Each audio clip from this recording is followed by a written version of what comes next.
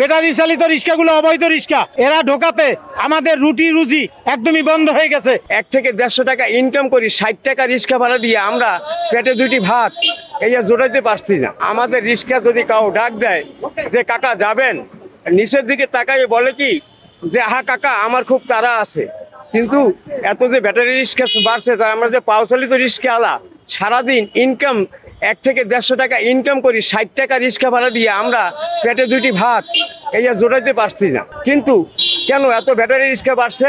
আর একজন মালিক 50 থেকে 60টা রিক্সা নিয়ে তারা ব্যবসা করে। আর আমাকেও গাড়ি পাইলে হাওয়া ছাড়িয়ে দেয়, দ্বিতীয় কথা স্মোক কাটতে ভাঙে ফালাই দেয়, আর আমাকে মারধর করে অটো রিক্সা। আর সদর রোডে জানি অটো রিক্সা নাটকে এই বন্ধুই আমাদের সমাজেই। আর দফা দাবি অবৈধ ব্যাটারি চালিত রিক্সা আছে যে রোডগুলোতে বন্ধ ছিল, অতি বিলম্বে দ্রুত সময়ের মধ্যে 8টি রোড বন্ধ করতে হবে।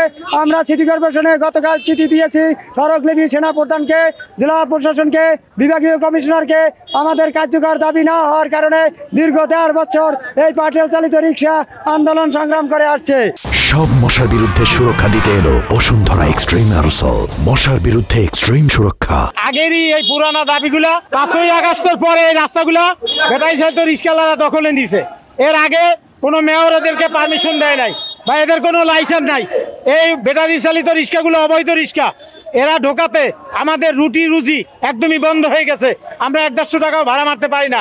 তাই আমাদের এই দাবিগুলা অবিলম্বে প্রশাসনকে জানাচ্ছি, সিটি কর্পোরেশন জানাচ্ছি, জেলা প্রশাসনকে জানাইছি যে আমাদের এই দাবিগুলো মেনে নেওয়া হোক এবং বরিশাল মহানগর থেকে ব্যাটারি চালিত রিক্সা উচ্ছেদ করা হোক। এই রাস্তা হইল জেলখানার মোড় হইতে আপনার জেলা স্কুল পর্যন্ত, সদর রোড, গির্জা মহল্লা, লাইন রোড, কাঠপট্টি রোড এবং ফজলুক এভিনিউ, এদিকে আপনার সিটি কর্পোরেশন হইতে এই পর্যন্ত সদর রোড সিটি কর্পোরেশন ওই পাশ থেকে গাড়ি চলতো, আর এদিকে বাংলাদেশ ব্যাংকের ওই সাইড।